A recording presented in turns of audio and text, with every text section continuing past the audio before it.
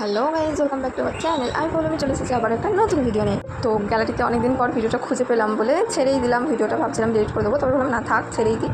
তো আমরা সেদিনকে একটু ঘুরতে বেরিয়েছিলাম, তো ওকে ফোন করেছিলাম, ও চলে এসেছে গাড়ি নিয়ে।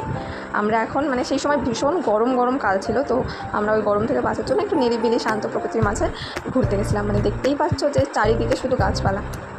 তো এই জায়গাটা যদি কেউ চেনো অবশ্যই কমেন্ট করে জানিও। আর এই যে এই নদীটা দেখছো, এটা হচ্ছে সরস্বতী নদী। কেউ আবার মাঠ ফাট ভেবে ভুল করো না।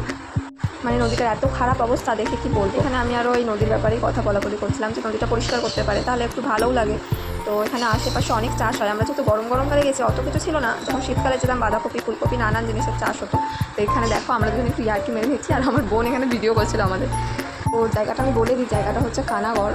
এখানটাতে অনেক চাষ হয়, গ্রাম্য পরিবেশ। আমার ভীষণ ভালো লাগে। আমি প্রত্যেক বছর এই জায়গাটাতে কিছু কিছু সময় যাই। এখানে নানান ধরনের সবজির সেই সময় চাষ হয়েছিল, যেমন পটল, ঝিঙে, বরবটি এবং এটাকে কি বলে আমি ঠিক জানি না, চিচিঙ্গা সামথিং কিছু বলবে। তো যেখানেই যাই সেখানেই আমার সাথে পরিচয় হয় গুয়ের। এই চিচিঙ্গাও একটা হয়েছিল, এই দেখো গুয়ের মতো যেন দেখতে। যাই হোক, ঘুরতে ঘুরতে এই কুকুরটা আমাদের সঙ্গে পুরোটা ঘুরেছে। তারপরে একে একটুখানি আদর করে নিলাম, আদর করে টাটা বাই বাই করে আমরা এখন বাড়ির উদ্দেশ্যে রওনা দেবো। তো টাটা তোকে। তো আমরা রাস্তায় আসার সময় দেখতে পেয়েছিলাম আম গাছ, আর অনেক বড় বড় আম হয়েছে। ক্যামেরাতে অত বড় বোঝা যাচ্ছে না, কিন্তু ভালোই বড় আম হয়েছে। তো ওখানে আমার বোন বলছিল দাঁড়াও দাঁড়াও দাঁড়াও দাঁড়াও। তো দাঁড়ানোর পর ওরা দুজন মিলে আম বাগানে ঢুকেছিলো যে কোনো আম বড় দেখে পড়ে আছে কিনা, কিন্তু কোনো আম ভাগ্যক্রমে পড়েছিল না। তো আমার বোন কী করেছে, হাতের কাছে একটা আম ছিল, তুলে নিয়ে চলে এসেছে।